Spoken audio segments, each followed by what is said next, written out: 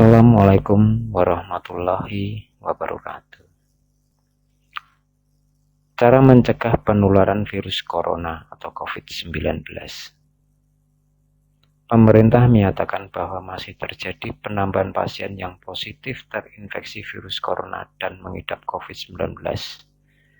Data yang dihimpun memperlihatkan total ada 3.293 kasus COVID-19 di tanah air. Jumlah ini bertambah 337 pasien COVID-19 dalam 24 jam terakhir, dan dalam periode yang sama juga terjadi penambahan 30 pasien COVID-19 yang sudah dinyatakan sembuh. Dengan demikian, total ada 252 pasien yang kini dinyatakan negatif virus corona setelah menjalani 2 kali pemeriksaan. Penularan virus corona atau COVID-19 dapat dicegah dengan melakukan sejumlah langkah. Penderita yang terjangkit virus corona jenis baru ini umumnya akan mengalami gejala seperti demam, flu, sesak napas, batuk-batuk, sampai sakit pernapasan ringan hingga berat.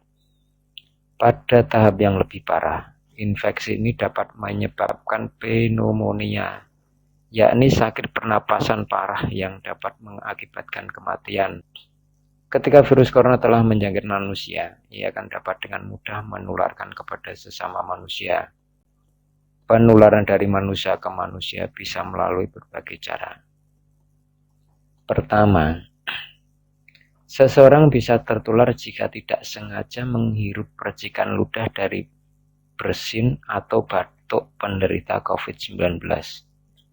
Kedua, seseorang bisa tertular jika memegang mulut atau hidung tanpa mencuci tangan terlebih dahulu setelah menyentuh atau memegang benda yang terkena air liur penderita COVID-19.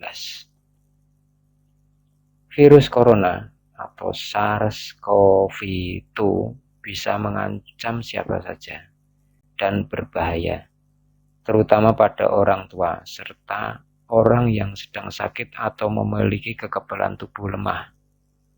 Virus ini diperkirakan memiliki masa inkubasi mulai dari 1 hingga 14 hari, sebagaimana ditulis Harvard Health Publishing. Namun, banyak kasus yang menunjukkan masa inkubasi virus ini bisa lebih dari 2 pekan. Jika Anda, kerabat, atau keluarga terdekat memiliki gejala yang mirip dengan penyakit tersebut, terutama flu, batuk, pilek, dan demam, dan tidak kunjung sembuh dalam beberapa hari, lebih baik untuk segera dibawa ke dokter atau rumah sakit guna mendapatkan penanganan lebih lanjut. Hal ini juga memastikan apakah gejala itu pertanda sakit biasa atau karena COVID-19.